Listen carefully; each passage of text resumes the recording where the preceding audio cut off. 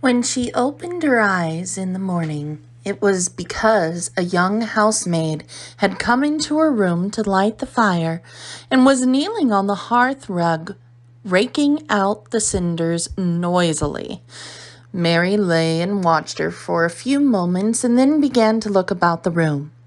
She had never seen a room at all like it and thought it curious and gloomy. The walls were covered with tapestry with a forest scene embroidered on it.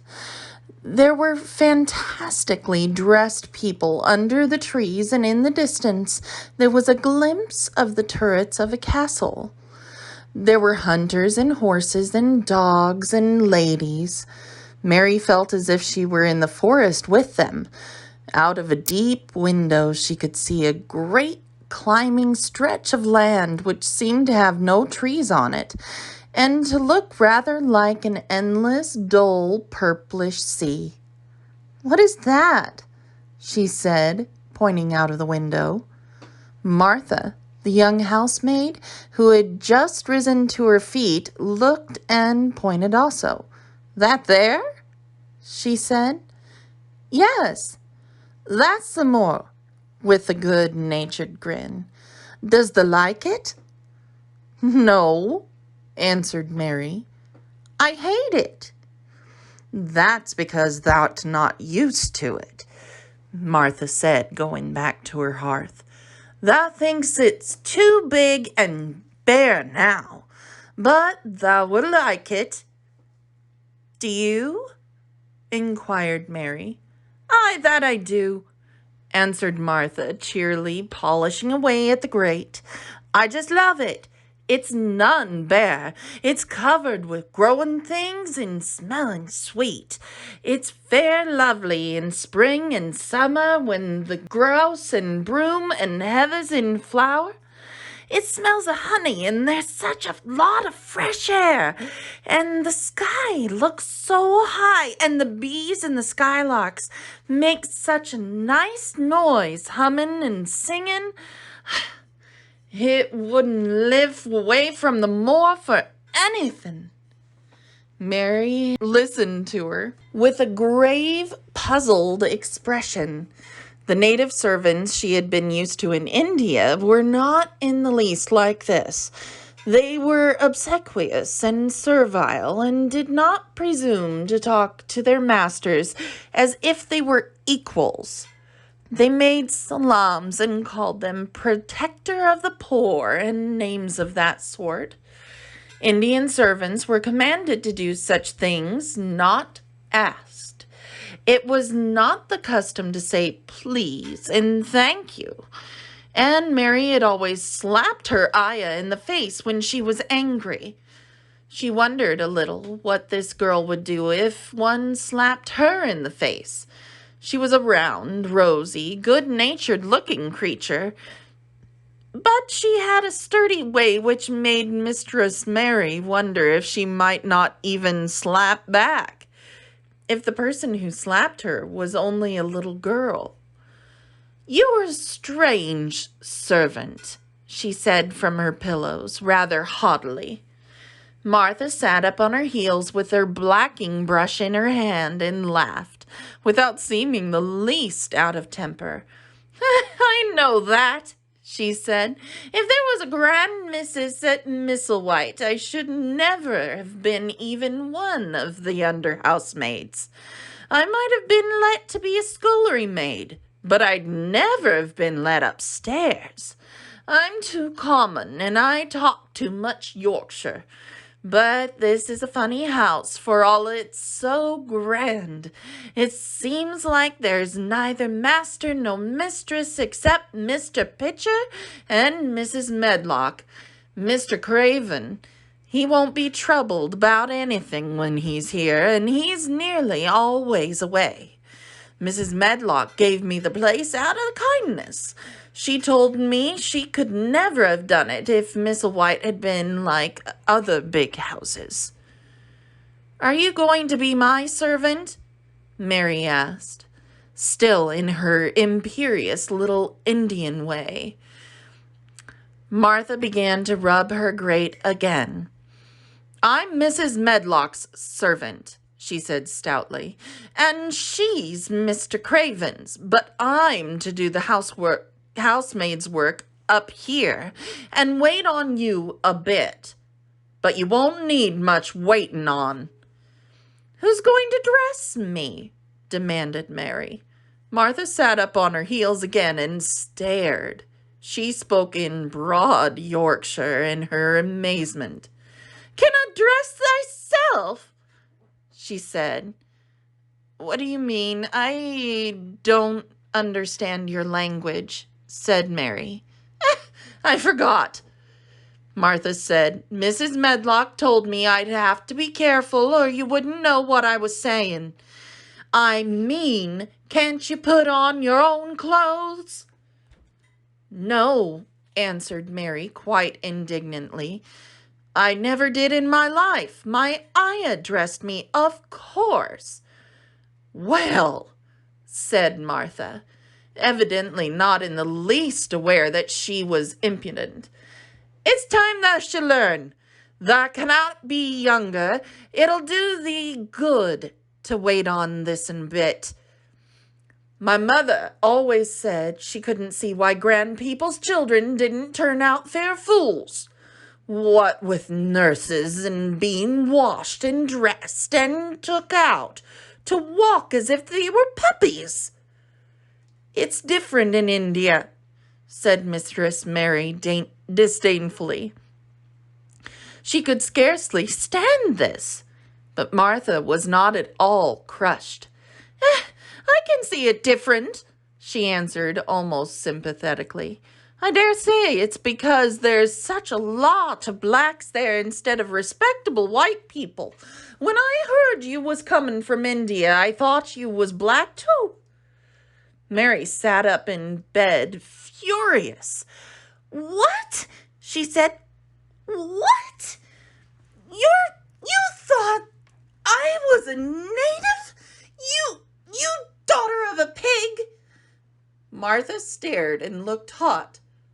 Who you calling names? She said. You needn't be so vexed. That's not the way for a young lady to talk. I've nothing against the blacks. When you read about them in tracts, they're always very religious. You always read as a black man and a brother. I never seen a black, and I was fair pleased to think I was going to see one close. When I come in to light your fire this morning, I crept up to your bed and pulled the cover back, careful to look at you. And there you was, disappointedly. No more black than me, for all you're so yellow. Mary didn't even try to control her rage and humiliation. You thought I was a native. You dared. You didn't know anything about natives. They're not people. They're servants who must salaam to you. You know nothing about India. You know nothing about anything. She was in such a rage and felt so helpless before the girl's simple stare, and somehow she felt so horribly lonely and far away from everything she understood, and which understood her, that she threw herself face downward on the pillows and burst into passionate sobbing. She sobbed so unrestrainedly that good-natured Yorkshire Martha was a little frightened and quite scared for her. She went to the bed and bent over her. You mustn't cry like that there, she begged. You mustn't for sure. I didn't know you'd be vexed. I didn't know anything about anything, just like you said. I beg your pardon, miss. Do stop crying. There was something comforting and really friendly in her queer Yorkshire speech and sturdy way which had a good effect on Mary. She gradually ceased crying and became quiet. Martha looked relieved. It's time for thee to get up now, she said. Mrs. Medlock said I was to carry the breakfast and tea and dinner into the room next to this. It's been made into a nursery for thee. I'll help ye on with thy clothes if thou get you out of bed. If the buttons are at the back, that cannot button up the self. When Mary at last decided to get up, the clothes Martha took from the wardrobe were not the ones she had worn when she arrived the night before with Mrs. Medlock. "Those are not mine," she said. "Mine are black." She looked the thick white wool coat and dress over and added with cool approval, "Those are nicer than mine." "These are the ones that must put on," Martha answered. "Mr. Craven ordered Miss Medlock to get 'em in London. He said, 'I won't have a child dressed in black wandering around like a lost soul,' he said. 'It'd make the place sadder than it is. Put color on her.' Mother, she said she knew what he meant. Mother always knows what a body means. She doesn't hold with black herself." "I hate black things," said Mary. The dressing process was one which taught them both something. Martha had buttoned up her little sisters and brothers, but she'd never seen a child who stood still and waited for another person to do things for her, as if she had neither hands nor feet of her own. "Why doesn't they put on their own shoes?" she said, when Mary quietly held out her foot. "My ayah did it," answered Mary, staring. "It was the custom." She said that very often. It was the custom. The native servants were always saying it. If one told them to do a thing their ancestors had not done for 1,000 years, they gazed at one mildly and said, "It is not the custom." And one knew that was the end of the matter. It had not been the custom that Mistress Mary should do anything but stand and allow herself to be dressed like a doll. But before she was ready for breakfast, she began to suspect that her life at Misselwhite Manor would end by teaching her a number of things quite new to her. Things such as putting on her own shoes and stockings and picking up things she let fall. If Martha had been a well-trained fine young lady's maid, she would have been more subservient and respectful and would have known that it was her business to brush hair and button boots and pick things up and lay them away. She was, however, only an untrained Yorkshire rustic who had been brought up in a moorland cottage with a swarm of little brothers and sisters who had never dreamed of going or doing anything but waiting on themselves and on the younger ones who were either babies in arms or just learning to totter about and tumble over things. If Mary Lennox had been a child who was ready to be amused, she would perhaps have laughed at Martha's readiness to talk. But Mary only listened to her coldly and wondered at her freedom of the matter. At first she was not at all interested, but gradually, as the girl rattled on in her good-tempered, homely way, Mary began to notice what she was saying. "You should see 'em all," she said. "There's 12 of us, and my father only gets 16 shillings a week. I can tell you my mother's put it to us, get porridge for 'em all. They tumble about on the moss and play there all day, and mother says the air of the moor fattens 'em. She said she believes that they eat the grass same as the wild ponies do. Our Dickon, he's 12 years old, and he's got a young pony he calls his own." "Where did he get it?" asked Mary. He found it on the moor with its mother when it was little, and he began to make friends with it and give it bits of bread and pluck young grass for it, and it got to like him, so it follows him about and it lets him get on his back. Dickon's a kind lad, and animals likes him." Mary had never possessed an animal pet of her own and had always thought she would like one, so she began to feel a slight interest in Dickon. And as she had never before been interested in anyone but herself, it was the dawning of a healthy sentiment. When she went into the room, which had been made into a nursery for her, she found that it was rather like the one that she had slept in. It was not a child's room, but a grown-up person's room with gloomy old pictures on the walls and heavy old oak chairs. A table in the center was set with good, substantial breakfast. But she had always had a very small appetite, and she looked with something more than indifference at the first plate Martha set before her.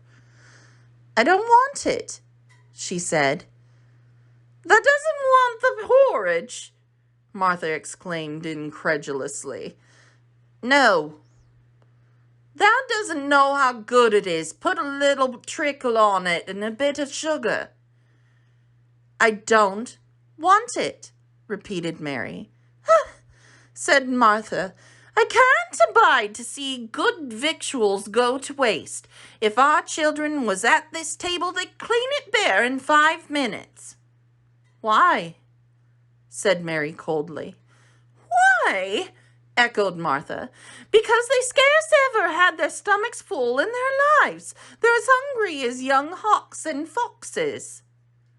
"I don't know what it is to be hungry," said Mary, with the indifference of ignorance. Martha looked indignant. "Well, it would do thee good to try it, and I can see that plain enough," she said outspokenly. "I've no patience with folks as sit and just stares at good bread and meat. My word, don't I wish Dickon and Phil and Jane and the rest of them had what's here under their pinafores." "Why don't you take it to them?" suggested Mary. "It's not mine," answered Martha stoutly. "And this isn't my day out. I get my day out once a month, same as the rest. Then I go home and clean up for Mother and give her a day's rest." Mary drank some tea and ate a little toast and some marmalade. "You wrap up warm and run out and play, you," said Martha. "It'll do you good and give you some stomach for your meat." Mary went to the window. There were gardens and paths and big trees, but everything looked dull and wintry. "Out? Why should I go out on a day like this?"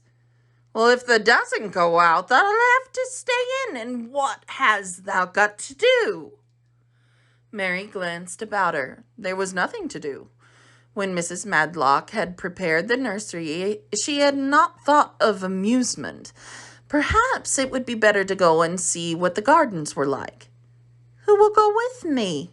she inquired. Martha stared. "You'll go by yourself," she answered. "You'll have to learn to play like the other children do when they haven't got sisters and brothers. Our Dickon goes off on the moor by himself and plays for hours. That's how he made friends with the pony. He's got sheep on the moor and knows 'em, and birds as comes and eats out of his hand. However, he always saves a bit of his bread to coax his pets."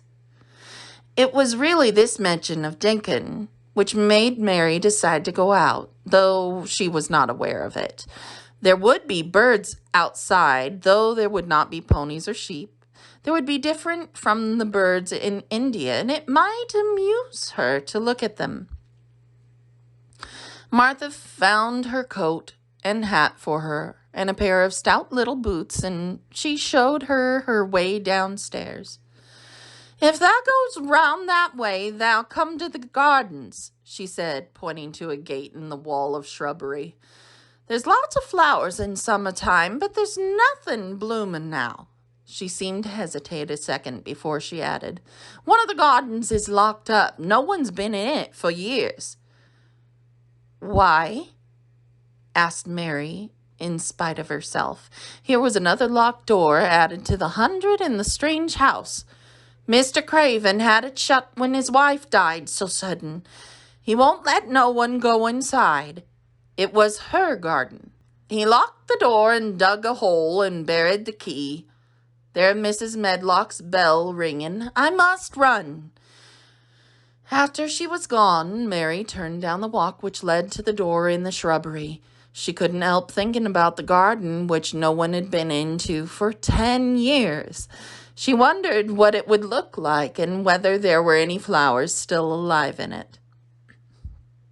When she had passed through the shrubbery gate, she found herself in great gardens, with the wide lawns and winding walks with chipped borders. There were trees and flower beds and evergreens clipped into strange shapes and a large pool with an old gray fountain in its midst. But the flower beds were bare and withery, and the fountain was not plain. This was not the garden which was shut up. How could a garden be shut up? You could always walk into a garden. She was just thinking this when she saw that at the end of the path she was following there seemed to be a long wall with ivy growing over it. She was not familiar enough with England to know that she was coming upon the kitchen gardens where the vegetables and fruit were growing. She went toward the wall and found that there was a green door in the ivy and that it stood open. This was not the closed garden, evidently, and she could go into it. She went through the door and found that it was a garden with walls all around it, and that it was only one of several walled gardens, which seemed to open into one another. She saw another open green door, revealing bushes and pathways between beds containing winter vegetables. Fruit trees were trained flat against the wall, and over some of the beds were glass frames. The place was bare and ugly enough, Mary thought, as she stood and stared about her. It might be nicer a summer when things were green, but there was nothing pretty about it now. Presently, an old man with a spade over his shoulder walked through the door leading from the second garden. He looked startled when he saw Mary and then touched his cap. He had a surly old face and didn't seem at all pleased to see her, but then she was displeased with his garden and wore her quite contrary expression, and certainly did not seem at all pleased to see him. "What is this place?" she asked. "One of the kitchen gardens," he answered. "What is that?" said Mary, pointing through the other green door. "Another of 'em." Shortly. "There's another on the other side of the wall, and there's the orchard on the other side of that." "Can I go in them?" asked Mary. "If the likes, but there's naught to see."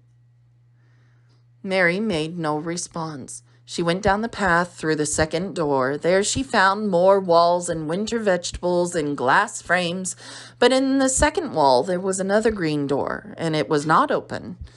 Perhaps it led into the garden which no one had seen for 10 years. As she was not at all a timid child and always did what she wanted to, Mary went to the green door and turned the handle. She hoped the door would not open because she wanted to be sure she had found the mysterious garden. But it did open quite easily, and she walked through it and found herself in an orchard. There were walls all around it also, and trees trained against them, and there were bare fruits growing in the winter browned grass, and there was no green door to be seen anywhere. Mary looked for it, and yet when she had entered the upper end of the garden, she had noticed that the wall did not seem to end with the orchard, but to extend beyond it as if it enclosed a space at the other side. She could see the tops of trees around the wall, and when she stood still, she saw a bird with bright red breast sitting on the topmost branch of one of them. And suddenly he burst into his winter song, almost as if he had caught sight of her and was calling to her. She stopped and listened to him, and somehow his cheerful, friendly little whistle gave her a pleased feeling. Even a disagreeable little girl may be lonely, and the big closed house and big bare moor and big bare gardens had made this one feel as if there was no one left in the world but herself. If she had been an affectionate child who had been used to being loved, she would have broken her heart. But even though she was Mistress Mary, quite contrary, she was desolate, and the bright-breasted little bird brought a look into her sour little face, which was almost a smile. She listened to him until he flew away. He was not like the Indian bird, and she liked him and wondered if she should ever see him again. Perhaps he lived in the mysterious garden and knew all about it. Perhaps it was because she had nothing whatever to do that she thought so much of the deserted garden. She was curious about it and wanted to see what it was like. Why had Mr. Archibald Craven buried the key? If he had liked his wife so much, why did he hate her garden? She wondered if she should ever see him, but she knew that if she did, she wouldn't like him, and he wouldn't like her, and that she should only stand and stare at him and say nothing, though she should be wanting dreadfully to ask him why he had done such a queer thing. People never like me, and I never like people, she thought, and I never can talk as the Crawford children could. They were always talking and laughing and making noises. She thought of the robin and the way he seemed to sing his song at her, and she remembered the treetop he perched on. So she stopped rather suddenly on the path. I believe that tree was in the secret garden. I feel sure it was, she said. There was a wall round the place, and there was no door.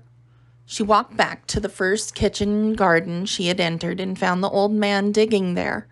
She went and she stood beside him and watched him a few moments in her cold little way. He took no notice of her, and so at last she spoke to him. "I've been in the other gardens," she said. "There was nothing to prevent thee," he answered crustily. "I went into the orchard." "There was no dog at the door to bite thee," he answered. "There was no door there into the other garden," said Mary. "What garden?" he said in a rough voice, stopping his digging for a moment. "The one on the other side of the wall," answered Mistress Mary. "There are trees there. I saw the tops of them. A bird with a red breast was sitting on one of them, and he sang." To her surprise, the surly old weather-beaten face actually changed its expression. A slow smile spread over it, and the gardener looked quite different. It made her think that it was curious how much nicer a person looked when he smiled. She had not thought of it before. He turned about to the orchard side of the garden and began to whistle, a low, soft whistle. She could not understand how such a surly man could make such a coaxing sound. Almost the next moment, a wonderful thing happened. She heard a soft little rushing flight through the air, and it was the bird with the red breast flying to them, and he actually alighted on the big clod of earth quite near to the gardener's foot. "Here he is," chuckled the old man, and then he spoke to the bird as if he were speaking to a child. "Where's thee been, the cheeky little beggar?" he said. "I've not seen thee before today. Has thou begun the courting this early in the season? Thou'rt too forrid." The bird put his tiny head on one side and looked up at him with his soft, bright eye, which was like a black dewdrop. He seemed quite familiar and not the least afraid. He hopped about and pecked the earth briskly, looking for seeds and insects. It was actually giving Mary a queer feeling in her heart because she was so pretty and cheerful and seemed so like a person. He had a tiny plump body and a delicate beak and slender, delicate wings. Will he always come when you call him? She asked almost in a whisper. Aye, that he will. I've knowed him ever since he was a fledgling. He come out the nest in the other garden, and when he first flew over the wall, he was too weak to fly back for a few days, and we got friendly. When he went over the wall again, the rest of the brood was gone, and he was lonely, and he came back to me. What kind of bird is he? Mary asked. Doesn't thee know? He's a robin redbreast, and they're the friendliest, curious birds alive. They're almost as friendly as dogs, if you know how to get on with them. Watch him pecking about there and looking round at us now and again. He knows we're talking about him. It was the queerest thing in the world to see the old fellow. He looked at the plump little scarlet waistcoated bird as if he were both proud and fond of him. He's a conceited one, he chuckled. He likes to hear folk talk about him. And curious, bless me, there never was his like for curiosity and meddling. He's always coming to see what I'm planting. He knows all the things Mr. Craven never troubles to hisself about. He's the head gardener, he is. The robin hopped about, busily pecking the soil now and then, stopped and looked at them a little. Mary thought his black dewdrop eyes gazed at her with great curiosity. It really seemed as if he were finding all about her. The queer feeling in her heart increased. Where did the rest of the brood fly to? She asked. There's no knowing. The old ones turn 'em out of their nest and make 'em fly, and they're scattered before you know it. This one was knowing one, and he knew he was lonely. Mistress Mary went a step nearer to the robin and looked at him very hard. I'm lonely, she said. She had not known before that this was one of the things which made her feel sour and cross. She seemed to find it out when the robin looked at her, and she looked at the robin. The old gardener pushed his cap back on his bald head and stared at her a minute. Art thou the little wench from India? He asked. Mary nodded. Then no wonder thou'rt lonely. That'll be lonelier before thou's done, he said. He began to dig again, driving his spade deep into the rich black garden soil, while the robin hopped about, very busily employed. What is your name? Mary inquired. He stood up to answer her. Ben Weatherstaff, he answered, and then he added with a surly chuckle, I'm lonely myself, except when he's with me. And he jerked his thumb toward the robin. He's the only friend I got. I have no friends at all, said Mary. I never had. My ayah didn't like me, and I never played with anyone. It's a Yorkshire habit to say that when you think with blunt frankness, and old Ben Weatherstaff was a Yorkshire moorman. Thine and me are a good bit alike, he said. We was wove out of the same cloth. We're neither of us good-looking, and we're both of us as sour as we look. We got some nasty tempers, both of us, I'll warrant. This was plain speaking, and Mary Lennox had never heard the truth about herself in her life. Native servants always salaamed and submitted to you, whatever you did. She had never thought much about her looks, but she wondered if she was as unattractive as Ben Weatherstaff, and she also wondered if she looked as sour as he had looked before the robin had come. She actually began to wonder also if she was nasty-tempered. She felt uncomfortable. Suddenly a clear, rippling little sound broke out near her, and she turned around. She was standing a few feet from a young apple tree, and the robin had flown on to one of its branches and had burst out into a scrap of a song. Ben Weatherstaff laughed outright. What do you do that for? Asked Mary. He's made up his mind to make friends with thee, replied Ben. Dang me if he hasn't took a fancy to thee. To me? Said Mary. and she moved toward the little tree softly and looked up. "Would you make friends with me?" she said to the robin, just as if she was speaking to a person. "Would you?" And she did not say it either in her hard little voice or imperious Indian voice, but in a tone so soft and eager and coaxing that Ben Weatherstaff was as surprised as she had been when she heard him whistle. "Why," he cried out, "that said that as nice as a human as if there was a real child instead of a sharp old woman. The said it almost like Dickon talks to his wild things on the moor." "Do you know Dickon?" Mary asked, turning round rather in a hurry. "Everybody knows him. Dickon's wandering about everywhere.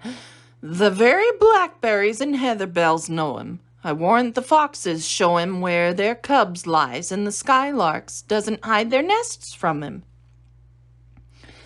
Mary would have liked to ask some more questions. She was almost as curious about Dickon as when she was about the deserted garden. But just that moment, the robin, who had ended his song, gave a little shake of his wings, spread them, and flew away. He had made his visit and had other things to do. "He's flown over the wall!" Mary cried out, watching him. "He's flown into the orchard. He's flown across the other wall into the garden where there's no door." "He lives there," said old Ben. "He came out of the egg there. If he's courting, he's making up to some young madam of a robin that lives among the old rose trees there." "Rose trees?" said Mary. "Are there rose trees?" Ben Weatherstaff took up his spade again and began to dig. "There was 10 years ago," he mumbled. "I should like to see them," said Mary. "Where's the green door? There must be a door somewhere." Ben drove his spade deep and looked uncompanionable as he had looked when she first saw him. "There was 10 years ago, but there isn't now," he said. "No door?" cried Mary. "There must be." "None as anyone can find, and none as is anyone's business. Don't you be meddlesome, wench, and poke your nose where it's none cause to go. Here, I must get on with my work. Get you gone and play you. I've no more time."